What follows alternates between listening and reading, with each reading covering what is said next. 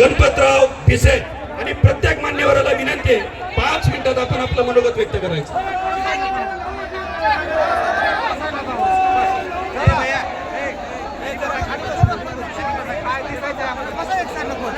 सर्व महापुरुषांच्या विचारांना अभिवादन करतो. आजच्या मंचकावर असलेले मातंग समाजातील विविध पक्षामध्ये संघटनामध्ये काम करणारे सर्व नेते मंडळी, पदाधिकारी आणि महाराष्ट्राच्या कानाकोपऱ्यातून आलेल्या सर्व या योद्ध्यांना, आंदोलकांना माझा क्रांतिकारी जय लहू. दोस्तो, या देशाच्या सर्वोच्च न्यायालयाने 1 ऑगस्ट 2024 रोजी एक ऐतिहासिक निर्णय दिलेला आहे. त्या ऐतिहासिक निर्णयानुसार देशाच्या विविध राज्यामध्ये अनुसूचित जाती आरक्षण वर्गीकरणाची या ठिकाणी अंमलबजावणी सुरू झालेली आहे. या ठिकाणी राज्य सरकारच्या आणि केंद्र सरकारच्या विविध यंत्रणा आहेत. त्याच्यामध्ये SID आहे, IB आहे, CID आहे, CBI आहे, DSB आहे. ह्या सर्व यंत्रणांनी आमच्या मागणी शासनाकडे कळवावी. आम्ही कोणत्याही जातीच्या विरोधामध्ये एक शब्दही बोलणार नाही, कुठल्याही धर्माच्या विरोधामध्ये बोलणार नाही, कारण आम्हाला बोलण्याची तशी मुळीच आवश्यकता नाही.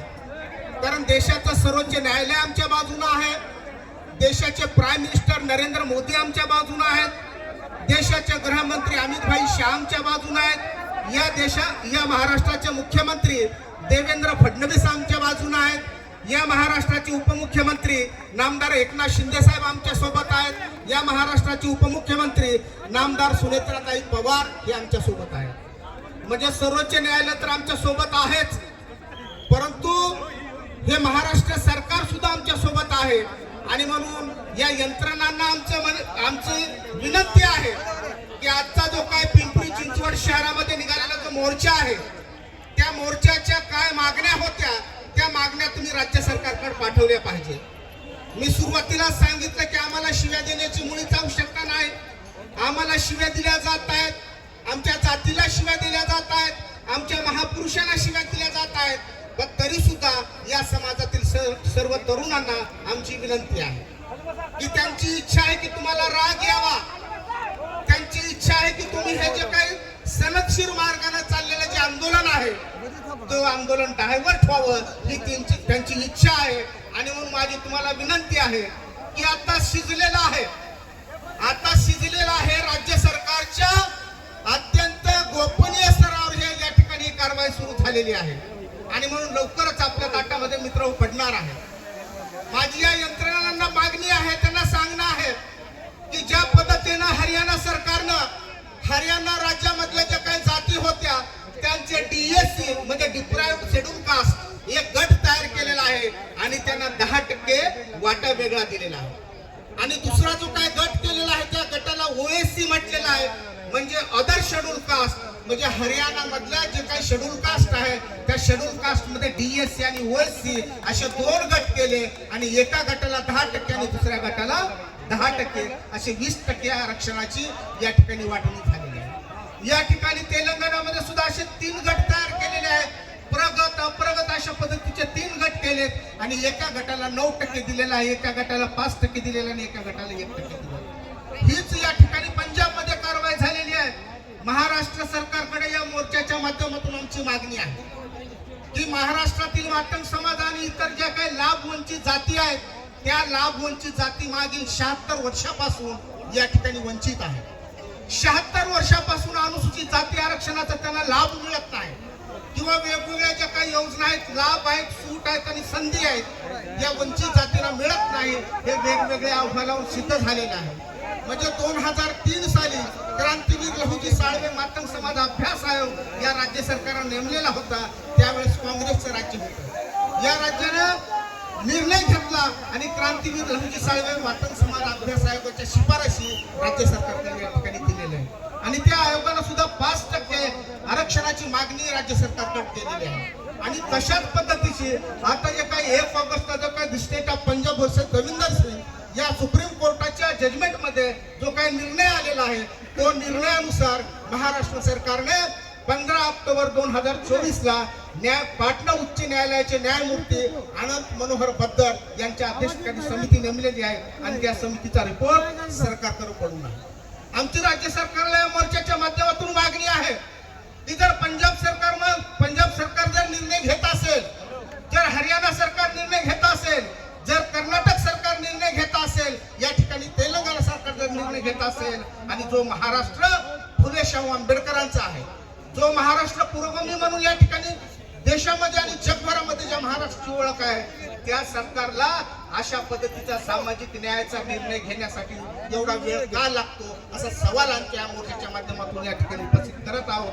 आणि म्हणून आमची सरकारला मागणी आहे की हे महाराष्ट्रामध्ये जो काय वाद सुरू झालेला आहे, हा वाद जर तुम्हाला मिटावा अशी इच्छा असेल, हा वाद जर तुम्हाला मिटावा अशी इच्छा असेल तर हा ऑगस्ट महिना संपण्यापर्यंत तुम्हाला काय कारवाई करायची करा, परंतु सप्टेंबर महिन्यामध्ये हा निर्णय घेतला पाहिजे.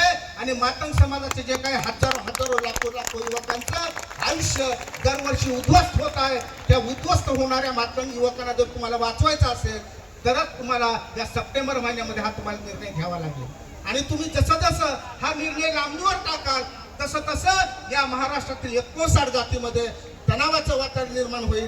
आणि हे तणावाचं निर्माण झालेलं वातावरण हे केवळ मातंगसाठी धोकादायक असणार नाही, किंवा बौद्धांसाठी किंवा चांभारासाठी किंवा मेहतर ढोल भंगी या ठिकाणच्या जातीसाठी कारण वाईट असणार नाही, तर संपूर्ण महाराष्ट्रासाठी ही अत्यंत वाईट घटना आहे की महाराष्ट्राची जी काही देशभरामध्ये बेआबरू होऊ लागलेली आहे, की पंजाबमध्ये झाल्याच्या नंतर आरक्षण वर्गीकरण झाल्याच्या नंतर त्या ठिकाणचा चर्मकार समाज या ठिकाणी स्वागत करतो की त्या ठिकाणच्या मजहबी सिखांना आणि भंगी समाजाला न्याय मिळत असेल तर मी त्याचं स्वागत केलं पाहिजे. या ठिकाणी तेलंगणामध्ये वर्गीकरण झाल्याच्या नंतर त्या ठिकाणचा माला समाज म्हणतो की मादिगा हा माझा भाऊ या ठिकाणी मागे राहिलेला आहे, त्याला जर न्याय मिळत असेल तर मी या ठिकाणी स्वागत केलं पाहिजे.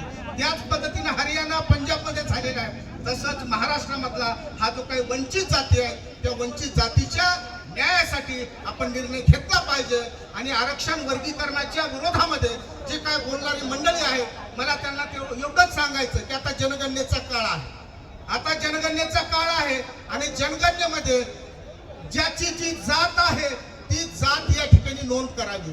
इथं भानगड अशी होऊ लागलेली आहे की जनगणना अधिकारी तुमच्या घरी आल्याच्या नंतर तुम्हाला स्वतःची जात लिहिण्याची भीती वाटते, तुम्हाला स्वतःची जात लिहिण्याची लाज वाटते आणि त्यामुळं महाराष्ट्रामध्ये हे रिझर्वेशन कमी झालेलं आहे. आज महाराष्ट्रामध्ये एवढा मोठा शेड्यूल कास्टची संख्या असताना 13% आरक्षण काय आहे? कारण आमची लोकसंख्या या ठिकाणी 1,72,75,898 एवढी नोंदवलेली आहे. वास्तविक पाहता 2 ते 2.5 कोटी असायला पाहिजे. आणि मग ही जी लोकसंख्या कुणामुळे कमी होऊ लागलेली आहे त्या जातीला माझी विनंती आहे की जनगणनेमध्ये तुमची खरी जात घ्या, एवढीच मी त्यांना विनंती करतो. आणि महाराष्ट्रामधला जो काही 13%चा जो काही रिझर्वेशन आहे तो निश्चितपणे 20% पर्यंत या ठिकाणच्या माझ्या हे मांग महार ढोर चांभार वगैरे हे काय बोललेलं आहे, तर पंजाब मधला जो काही चर्मकार आहे, मजहबी सिख आहे आणि वाल्मिकी समाज आहे, अशा पद्धतीचं या ठिकाणी बोलणं अपेक्षित होतं. परंतु चुकून जो काय वाल्मिकी समाजाच्या अनुषंगाने शब्द गेलेला आहे तर मी या ठिकाणी माफी मागतो. आणि पुन्हा एकदा जनगणनेमध्ये प्रत्येकानं आपापली जात घ्यावी आणि महाराष्ट्रामधलं जे 13% आरक्षण आहे ते 20 ते 25% पर्यंत वाढवावं, एवढी या मंचाच्या वतीने विनंती करतो आणि थांबतो. सर्वांना पुन्हा एकदा क्रांतिकारी जय लवजी, जय भीम, लाल सलाम.